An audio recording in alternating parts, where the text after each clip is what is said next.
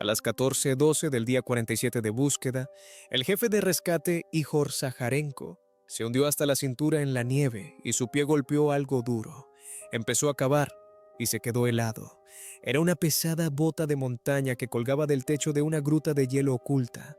Durante semanas, toda la nación había seguido con tensión la búsqueda de los técnicos de comunicaciones desaparecidos, Oleksiy y Taras, pero lo que Ihor Zaharenko encontró ese día cambiaría todo lo que se creía saber sobre su desaparición.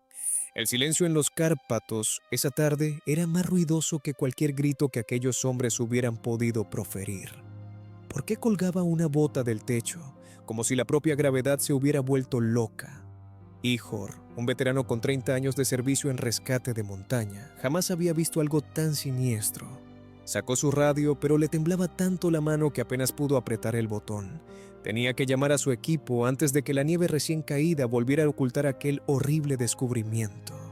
Un leve crujido en lo alto le hizo estremecerse, como si la propia cueva respirara.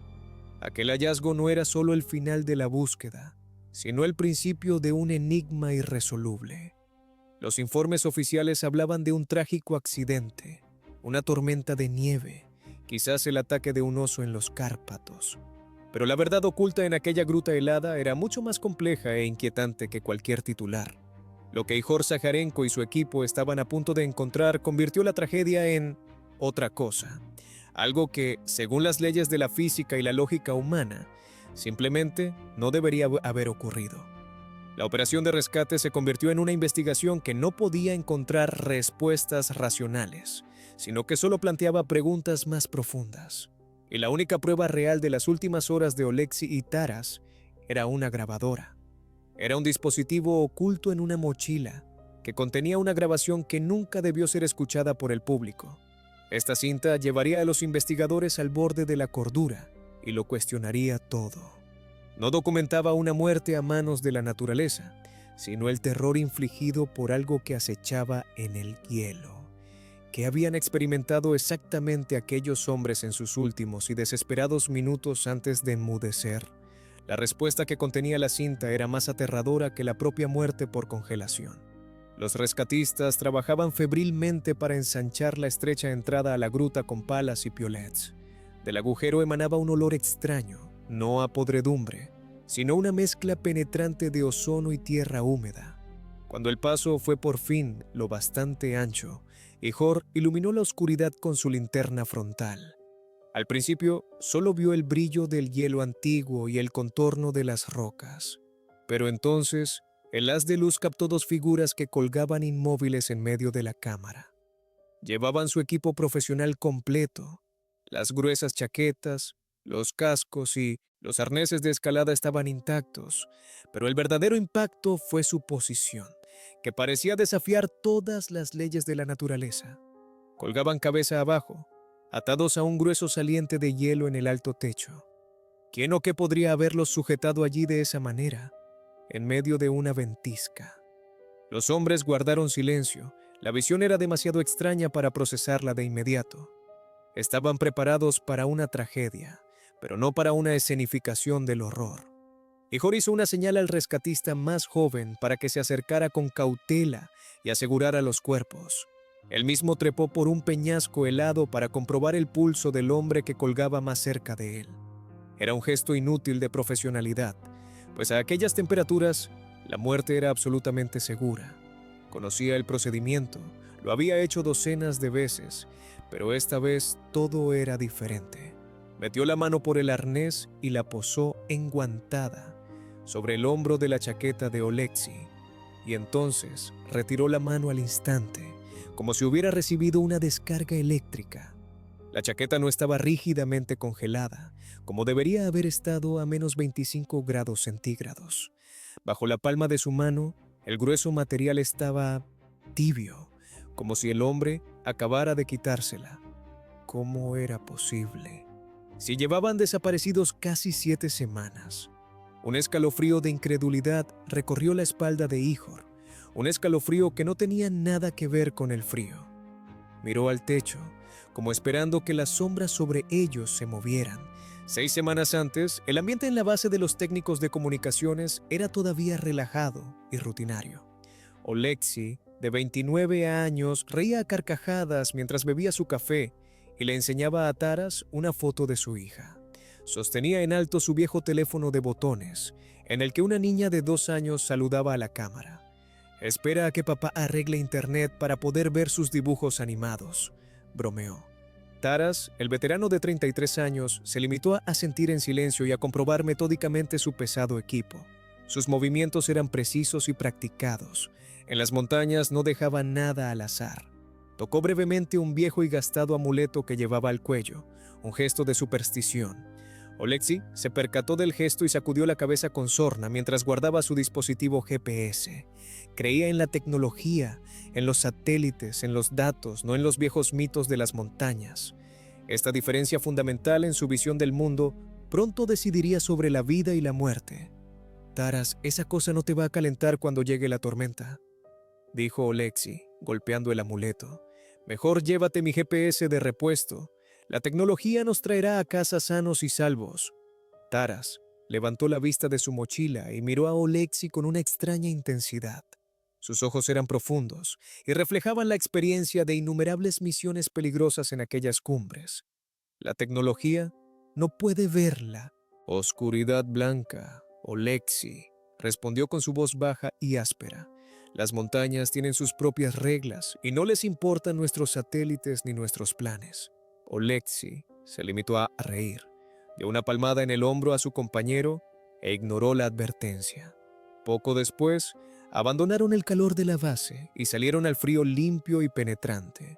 El cielo de aquella mañana era engañosamente azul, pero a lo lejos, el silencio parecía demasiado ruidoso. Era el tipo de silencio que precede a una catástrofe violenta e imparable. No sospechaban que sería la última vez que verían la civilización. 10 años después, Ihor Zajarenko está sentado en una habitación luminosa, mirando allí a la cámara de un documentalista. Su rostro está surcado de profundas arrugas y su pelo ha encanecido por completo. Un pálido recuerdo del hombre que fue. Habla despacio, eligiendo las palabras con cuidado, como si volviera a entrar mentalmente en la cueva de hielo. «Cortamos el primer cuerpo. Era Oleksiy», recuerda Ihor con voz apagada. «Lo pusimos en la camilla y lo examinamos inmediatamente, como dicta el protocolo. Lo asombroso era el estado de la ropa que llevaba cuando murió. La gruesa chaqueta de invierno, los pantalones térmicos, incluso los guantes estaban completamente intactos, casi como nuevos. No había ni un solo rasgón, ni un corte, ni siquiera una mancha que indicara una lucha. Pensamos que simplemente se había congelado, una muerte limpia, aunque trágica», añadió Ihor. «Pero entonces abrimos la cremallera de la chaqueta para completar formalmente la identificación. Lo que vimos debajo nos heló la sangre en las venas, mucho más de lo que lo había hecho el frío. El informe oficial de la autopsia, que se publicó más tarde, es un documento de horror racional y lleno de contradicciones. Bajo la ropa perfectamente intacta, los cuerpos de ambos hombres estaban mutilados de forma inimaginable. El médico forense describió profundos desgarros y marcas de mordiscos, indicativos del ataque de un gran depredador. La primera teoría, la más obvia, fue la de un oso, el llamado Shatun, que se había despertado de su hibernación. Un oso lo bastante furioso y hambriento como para atacar a 2 hombres experimentados en una cueva. Pero esta teoría tenía un fallo lógico fundamental que nadie en el equipo podía explicar. ¿Cómo pudo un oso despedazarlo sin rasgar ni un solo hilo de sus gruesas ropas de invierno? Era como si la violencia hubiera ocurrido debajo del tejido, protegida del mundo exterior. Los rescatistas se miraron en la cueva, con el horror dibujado en sus rostros. No era un ataque que conocieran, era algo completamente nuevo e incomprensible. La confusión en la cueva de hielo era casi palpable, mientras los rescatistas intentaban comprender la escena. Eran profesionales que habían aprendido a lidiar con la muerte, pero no con el absurdo. Mientras 2 hombres empezaban a descolgar con cuidado del techo el segundo cuerpo, el de Taras, Ihor registró el resto de la cueva. Buscaba pistas, un hornillo de gas, restos de comida, cualquier cosa que pudiera explicar sus últimas horas. La situación ya era una pesadilla, pero estaba a punto de empeorar. Uno de los rescatistas más jóvenes tropezó con algo duro oculto bajo una fina capa de nieve. Se agachó y sacó una pesada mochila profesional de un rincón de la gruta. Era la mochila estándar de Oleksii, la que siempre llevaba consigo en las misiones. Ihor cogió la mochila con los dedos rígidos por el frío y abrió el compartimento principal. Dentro estaba el equipo habitual: herramientas, baterías de repuesto y una radio cuidadosamente embalada. Ihor se quedó un momento mirando la radio que tenía en las manos, confundido, mientras su mente trabajaba febril. Un técnico como Oleksii nunca apagaría su radio, y menos en una situación de emergencia. Debería de haber estado enganchada a su cinturón, encendida y lista para pedir ayuda. Entonces, ¿por qué la había guardado cuidadosamente en su mochila, como si quisiera esconderla? Le dio la vuelta al aparato y vio que estaba completamente apagado. El interruptor estaba en la posición off. Pulsó el botón de encendido, esperando en parte que no ocurriera nada, que la batería estuviera agotada. En lugar de eso, la pequeña pantalla cobró vida con un brillo intenso, mostrando una señal. Y junto a ella, casi como una burla, brillaba el símbolo de la batería llena. La batería estaba completamente cargada, a pesar de haber pasado 7 semanas en un frío glacial. Ihor sintió que un nuevo terror se apoderaba de él al ver el botón de la función de grabación. Supo instintivamente que la respuesta a este enigma estaba en ese dispositivo y temió escucharla. Esa noche, de vuelta en la base, Ihor Zaharenko estaba sentado solo en su improvisada oficina. El pesado olor a perro mojado y café recién hecho flotaba en el aire, pero apenas lo notaba. Pulsó play y el pequeño dispositivo cobró vida con un estallido de estática. Luego vino el viento, un sonido ensordecedor, aullante, que sonaba como un ser vivo. De repente, la voz de Oleksii rompió el caos, aguda por el pánico y la rabia. «Basta, Taras, apaga ese ruido. Joder, no tiene gracia». Ihor frunció el ceño. ¿A qué ruido se refería Oleksii, aparte de la tormenta? Entonces sonó la voz de Taras, aterradoramente tranquila y distante en medio del estruendo. «Creo que hemos encontrado un refugio, una cueva». Inmediatamente después de estas palabras, el aullido del viento cesó bruscamente, como si alguien hubiera cerrado una puerta. En su lugar apareció un nuevo sonido, un zumbido grave y de baja frecuencia que Ihor sintió a través de los auriculares hasta en los huesos. No era un sonido que conociera y no sonaba como si procediera de un dispositivo. Años más tarde, Ihor, ahora un hombre roto, describe ese sonido en una entrevista. «Al principio pensé que era un generador o tal vez un fallo de la radio», dice, evitando la mirada de la cámara. «Pero era rítmico, casi como el latido de un corazón, solo que mucho, mucho más lento». Ese zumbido fue la banda sonora de lo que ocurrió a continuación. Era un sonido que se le había quedado grabado en la memoria y le mantenía despierto por la noche. La grabación continuó y el zumbido se hizo más fuerte, casi hipnótico. Ihor sintió que se le erizaba el vello de la nuca mientras escuchaba en la base. Comprendía muy bien el pánico de Oleksii. Aquel sonido no era natural. Era como si la propia montaña estuviera tarareando, como si los estuviera invitando a algo. ¿Qué habían encontrado realmente aquellos dos hombres en la cueva, aparte de un refugio contra la tormenta? La respuesta estaba más allá de cualquier explicación racional que hubiera aprendido como rescatador de montaña. El primer gran punto de inflexión en la investigación se produjo cuando medicina forense presentó sus resultados. La teoría del oso, que al principio parecía la explicación más probable, fue descartada de inmediato. El doctor Aronov, el patólogo jefe, presentó sus hallazgos con una mezcla de sobriedad científica y asombro incrédulo.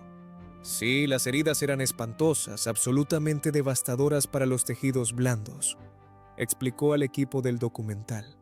Pero ADN de oso en los bordes de las heridas, nada, absolutamente nada. Esto ya era impactante, pero la verdadera anomalía residía en un nivel más profundo. Colocó unas radiografías en un negatoscopio, mostrando los esqueletos de los hombres. «Miren esto, aquí, el fémur. No está roto, está...» aplastado. Los huesos habían sido pulverizados de dentro hacia afuera, como si hubieran sido sometidos a una presión inimaginable. Era como si una fuerza que multiplicaba por docenas la presión atmosférica hubiera actuado sobre ellos. Un oso rompe huesos, muerde y desgarra, pero no hace algo así, continuó el doctor Aronov. Sus dedos recorrieron las finas grietas en forma de telaraña de la radiografía. Este tipo de traumatismo no es compatible con la fuerza bruta tal y como la conocemos. No había marcas de impacto, ni signos de lucha con un animal. En lugar de eso, las lesiones parecían como si la propia estructura ósea se hubiera desestabilizado. Fuera lo que había matado a aquellos hombres, no se había limitado a morderlos. El patólogo buscaba palabras para describir lo indescriptible. Era como si sus cuerpos hubieran vibrado hasta desintegrarse desde dentro. Esta revelación hacía que la ropa intacta fuera aún más extraña. La violencia había estallado bajo la superficie, sin dañar la capa exterior. ¿Cómo era eso físicamente posible? Los investigadores se enfrentaban a un misterio que superaba los límites de la ciencia forense. Para entender cómo llegaron a esa situación imposible, hay que reconstruir el momento de su desaparición. Los registros mostraron que la tormenta había golpeado de repente y con una ferocidad imprevista. Oleksiy y Taras se encontraban en una cresta expuesta cuando la oscuridad blanca los engulló. El viento alcanzó velocidades de más de 120 kilómetros por hora, convirtiendo el aire en un muro opaco de partículas de hielo. Oleksiy, el técnico, confiaba en su moderno dispositivo GPS para llevarlos de vuelta a la base. Había conseguido captar una señal, un débil rayo de esperanza en medio del caos. Sí, tenía un camino, pero la tecnología era frágil. De repente, la pantalla de su dispositivo parpadeó, mostró caracteres sin sentido y luego se volvió negra. Las baterías habían sucumbido al frío extremo y su rayo de esperanza se había extinguido. Oleksiy lanzó un grito de frustración que fue inmediatamente engullido por la tormenta. El pánico empezó a extenderse por el pecho de Oleksiy, un miedo frío y asfixiante, peor que la escarcha. Estaba ciego, perdido, a pocos kilómetros de la seguridad, pero bien podrían haber sido 1000. «Tenemos que cavar, Taras, un refugio en la nieve», gritó por encima del viento. Pero Taras, el experimentado montañero, permanecía aterradoramente tranquilo y no se movía. No, él estaba tranquilo, y esa calma antinatural era aún más aterradora que la tormenta. Tenía los ojos cerrados, la cabeza ligeramente inclinada como si estuviera escuchando. Ignoraba las llamadas desesperadas de Oleksiy y se concentraba en algo que solo él podía percibir. No había entrado en pánico, sino que parecía tener una brújula interna. Entonces, agarró el brazo de Oleksiy con una fuerza férrea y tiró de él hacia adelante. No iba en la dirección que había indicado el GPS. Iba en una dirección en la que, según el mapa, no había nada más que rocas y hielo. Oleksiy se tambaleó detrás de Taras, demasiado asustado y agotado para oponer resistencia. «¿A dónde vas? La base está allí», gritó, pero sus palabras se perdieron en el viento. Taras no miró atrás. Su rostro estaba cubierto por una capa de hielo, pero sus ojos estaban claros. «Está llamando», gritó Taras, una respuesta críptica que hizo temblar a Oleksiy. «Tienes que escuchar. Tenemos que escondernos». Taras no parecía estar adivinando, parecía estar siendo guiado. Se movía con una seguridad sobrenatural a través del caos, como si una mano invisible lo estuviera guiando. No seguía ningún sendero, sino una sensación, una intuición de la que Oleksiy carecía. Llegaron a un saliente rocoso que apenas ofrecía protección, pero Taras no se detuvo. Cayó de rodillas y empezó a palear la nieve contra la pared de roca. Debajo se reveló una grieta oscura, una fisura apenas lo suficientemente grande para que cupiera un hombre. Era la entrada a la gruta, un lugar que no figuraba en ningún mapa. El segundo gran punto de inflexión en la investigación tuvo que ver con la forma en que los hombres habían sido colgados. Los investigadores trajeron a un experto alpino para analizar los nudos con los que se habían atado las cuerdas. El experto, un escalador experimentado, identificó inmediatamente el nudo como un nudo de ballestrinque con bloqueo. Este no es un nudo casual que alguien ata presa del pánico, explicó el experto en la entrevista. Es un nudo muy especializado que se utiliza para izar y asegurar cargas pesadas. Hizo una demostración del nudo en un modelo, mostrando lo increíblemente estable que era. Estaba hecho para aguantar bajo una tensión extrema y no podía soltarse por sí solo. Pero entonces el experto llegó al punto que conmocionó a los investigadores. Lo llamó la paradoja lógica de la escena de la cueva.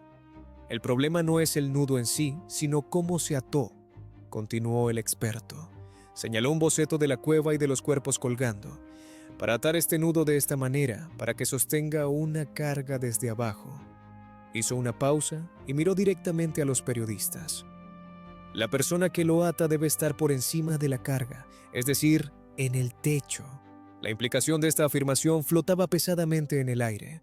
Los hombres colgaban del techo, pero el nudo solo podía atarse desde el techo. No había repisas rocosas desde las que trabajar. A menos que, añadió el experto con vacilación, la persona que ató los nudos estuviera de pie en el techo, mirando hacia abajo. Esta imposibilidad física hacía la escena aún más grotesca. No era solo un asesinato, era un suceso que desafiaba las leyes de la gravedad. ¿Quién o qué había hecho eso? Volviendo a la grabación, de vueltas de la cueva en 2011, una vez que el viento amainó, el zumbido grave y resonante llenó el silencio. Oleksii, el técnico, hizo lo que hacen los técnicos, intentar solucionar el problema. Revolvió en su mochila y sacó su propia radio, una distinta, para hacer una llamada de socorro. La golpeó, comprobó las pilas, pero el aparato seguía muerto. Maldita sea, este frío. Se lo come todo, murmuró, con los dedos ya entumecidos. Mientras tanto, Taras permanecía inmóvil, a pocos metros de distancia. No se había movido desde que entraron en la cueva. Se limitaba a mirar fijamente la enorme pared de hielo translúcido que ocupaba la mayor parte de la cueva. Tenía en la mano su propia radio, la que Ihor encontraría más tarde, pero no intentaba transmitir. Estaba grabando. La frustración de Oleksii se convirtió en puro miedo mientras observaba a su compañero. «Taras, basta, me estás asustando. ¿Qué demonios estás mirando?», dijo Oleksii, con voz temblorosa. Taras no volvió la cabeza, su concentración era absoluta. Cuando habló, su voz ya no era la suya. Era plana, mecánica, carente de toda emoción. «Documentando», dijo la voz. «Protocolo de seguridad». Oleksii se acercó a rastras. «¿Qué protocolo? Estamos perdidos. Tenemos que salir de aquí». La mirada de Taras permaneció fija en el hielo. Punto 1. Continuó la voz mecánica. Anomalía encontrada. El hielo está cantando. En ese momento, Oleksii también dejó de oír el zumbido y empezó a sentirlo. Miró la pared de hielo que Taras observaba, y entonces él también lo vio. En las profundidades del hielo, donde no llegaba la luz, algo se movía. No era una sombra, era una oscuridad que estaba viva. La adrenalina de Oleksii venció al frío cuando vio aquella siniestra oscuridad pulsando en el hielo. Agarró a Taras por el hombro y lo sacudió con todas sus fuerzas, intentando sacarlo de su trance. «Taras, despierta, mírame», gritó, con la voz casi quebrada. La cabeza de Taras se movió, pero fue un giro lento y antinatural, como si sus músculos estuvieran controlados por otra persona. Sus ojos, cuando finalmente se encontraron con los de Oleksii, no eran los ojos de su amigo. Estaban completamente tranquilos, vacíos de emoción, y no reflejaban más que la oscuridad de la cueva. «¿Qué estás haciendo, Taras? Tenemos que salir de aquí», suplicó Oleksii. En la grabación se oye el grito de terror de Oleksii. «Por Dios, está en el hielo, nos está mirando fijamente». Los labios de Taras apenas se movieron cuando habló. Su voz era solo un susurro en la cinta. Punto 2. La anomalía es inestable. El pánico de Oleksii se disparó al darse cuenta de que su compañero estaba completamente perdido. Abofeteó a Taras en un acto desesperado. El golpe no tuvo absolutamente ningún efecto en la rígida expresión de su compañero. Taras ni siquiera parpadeó. mientras el profundo zumbido de la cueva parecía intensificarse. Se requiere aislamiento, continuó Taras con la misma voz mecánica. Oleksy retrocedió tropezando y agarró su piolet, no como un arma, sino como un ancla a la realidad. ¿Qué aislamiento? ¡Nos vamos! ¡Ahora mismo! ¡Fuera de aquí!, gritó Oleksy desesperado. Taras se levantó lentamente. Sus movimientos eran fluidos e inquietantemente precisos en el estrecho espacio. No miró a Oleksy, sino al equipo que colgaba de sus arneses. No le gusta el calor, susurró Taras, como si compartiera un secreto. Quiere nuestra ropa para protegerse. Quiere el calor de la vida. A Oleksy se le cortó la respiración, pero no se lo daremos. Debemos aislarnos. En ese momento, Oleksy comprendió la lógica aterradora y retorcida que se había apoderado de su amigo. Taras no creía que tuvieran que huir. Creía que debían hacer un sacrificio. Inmediatamente después de esas palabras, en la grabación se oyó un sonido, un sordo arrastrar de botas sobre la roca. Oleksy lanzó un grito agudo, lleno de dolor e incredulidad. Fue el sonido de una lucha breve y brutal en el silencio absoluto de la cueva. El micrófono grabó el sonido de tejido rasgándose y de una respiración jadeante. Luego se oyó un golpe sordo, como si alguien hubiera sido empujado violentamente contra la pared de hielo. La voz de Oleksy era apenas un ahogo. Taras, no, por favor, ¿qué estás haciendo? Los investigadores que escucharon la cinta comprendieron entonces el contexto. Taras, el experimentado alpinista, era físicamente superior y actuaba con una determinación siniestra. Seguía un protocolo que no había sido escrito por humanos. Estaba neutralizando la contaminación que suponía su compañero. Cogió la cuerda de escalada que podrían haber necesitado para sobrevivir. Y entonces, metódicamente, empezó a atar los nudos. La entrevista con Ihor Zaharenko años más tarde muestra a un hombre todavía atormentado por aquella noche. Escuché esa cinta cientos de veces, hasta ese momento, confiesa a la cámara. Pero la última parte solo la escuché una vez. Cierra los ojos, como si estuviera conjurando el sonido de nuevo. Destruí la cinta original después. No estaba destinada a este mundo. En la grabación, tras la lucha, se produce un silencio largo y pesado. El zumbido profundo y resonante que había estado presente todo el tiempo desaparece de repente.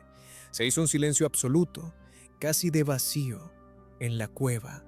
Solo se oye el leve goteo del agua de deshielo, que suena como el tic-tac de un reloj.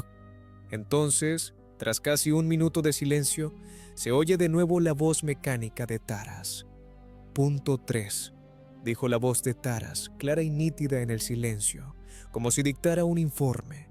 Objeto Oleksy, neutralizado. Hizo una breve pausa, como si comprobara su trabajo.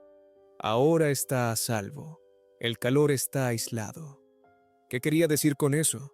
Ihor, que escuchaba en la base, sintió que se le helaba la sangre. La voz de Taras continuó. Ahora es mi turno. Inmediatamente después se oyó un nuevo sonido, uno que Ihor nunca olvidaría. No fue un estallido ruidoso, sino un crujido lento y potente que parecía venir de dentro. Era el sonido de un hielo macizo rompiéndose desde dentro bajo una presión inimaginable. El sonido de la propia pared abriéndose. El sonido duró varios segundos y luego cesó bruscamente. De nuevo se hizo el silencio, aún más profundo y siniestro que antes. En la cinta no se oía nada, ni respiración, ni viento, ni zumbidos. Ese silencio duró casi un minuto entero, una eternidad para cualquiera que estuviera escuchando. Ihor pensó que la grabación había terminado, que la batería por fin se había agotado. Estaba a punto de pulsar el botón de parada cuando se oyó un suave chasquido. Era el sonido del micrófono reactivándose, como si alguien hubiera vuelto a pulsar el botón de grabación. Y entonces la voz de Taras habló por última vez, pero ya no era la voz mecánica y fría del protocolo. Era cálida, amable, casi acogedora, como si recibiera a un viejo amigo en la puerta. Dijo una sola palabra en ucraniano, una palabra que a Ihor le heló la sangre en las venas. Dijo, Zahodj, entra. Después de eso, la grabación terminó definitivamente. La investigación oficial se cerró apenas 3 semanas después del hallazgo de los cuerpos. El caso quedó archivado. Un trágico accidente. La causa de la muerte se determinó como una combinación de hipotermia grave, mal de montaña y el ataque de un animal salvaje. Esta explicación cubría la mayoría de los hechos, al menos superficialmente. Los cuerpos mutilados, un oso. La extraña posición, pánico y alucinaciones en la fase final de la congelación. ¿Y la radio? Los investigadores desestimaron la grabación por estar dañada por la congelación y el hielo. Se clasificó como no relevante para la investigación y desapareció en los archivos. La prensa informó sobre los valientes hombres que fueron vencidos por los elementos, pero para los que estuvieron allí, esa versión no contaba ni remotamente la verdad. El expediente se cerró, pero el misterio seguía abierto. Yulia, la esposa de Oleksiy, nunca aceptó el informe oficial. Está sentada en su sala de estar, rodeada de fotos de un joven sonriente. Dijeron que había sido un oso. Dice con voz baja y firme. Luego dijeron que fue el mal de montaña, que se habían vuelto locos y se lo habían hecho a sí mismos. Sacude la cabeza y una solitaria lágrima rueda por su mejilla. Ellos no conocían a Oleksiy. Yo sí lo conocía. Mira una foto de él, llevando a hombros a su pequeña hija. Era un técnico, era racional, pero tenía un miedo atroz. El periodista pregunta, ¿miedo a qué? Yulia levanta la vista. A los espacios cerrados, claustrofobia. Él nunca habría entrado voluntariamente en esa cueva, por muy fuerte que fuera la tormenta. Su declaración queda flotando en el aire, otra contradicción en un caso lleno de imposibles. Ihor Zaharenko no volvió nunca más a las montañas. La entrevista tiene lugar en el porche de su pequeña casa, a cientos de kilómetros de los Cárpatos. A su alrededor solo hay llanura, campos, un horizonte infinito sin una sola colina. Lo dejé una semana después del rescate, dice, mirando sus manos temblorosas. 30 años en este trabajo. He visto a gente congelarse. He visto cómo los destrozaban los aludes. Hace una larga pausa. Pero aquello era diferente. Mira a lo lejos, sus ojos están vacíos. No era malvado, ¿sabe? No estaba cazando. Simplemente estaba allí y estaba llamando. Él sabía que casi había acudido a esa llamada, igual que Taras. Sabía que una parte de él seguía allí arriba, en esa gruta. El viento acaricia suavemente los campos llanos frente a la casa de Ihor. Se ajusta la chaqueta, aunque no hace frío. ¿Sabe qué es lo peor? Le pregunta al entrevistador sin esperar respuesta. Lo peor no es la cinta, ni siquiera es lo que vi. Se inclina hacia adelante, su voz es apenas un susurro. Lo peor es que, a veces, todavía lo oigo. El entrevistador frunce el ceño. ¿Qué es lo que oye? Ihor levanta la vista, y por un momento, el antiguo terror vuelve a sus ojos. Ese zumbido, ese profundo murmullo del hielo, lo oigo cuando todo se queda en completo silencio. Se da la vuelta y entra en la casa, la grabación termina. Pero el silencio que deja tras de sí es más ruidoso que cualquier sonido.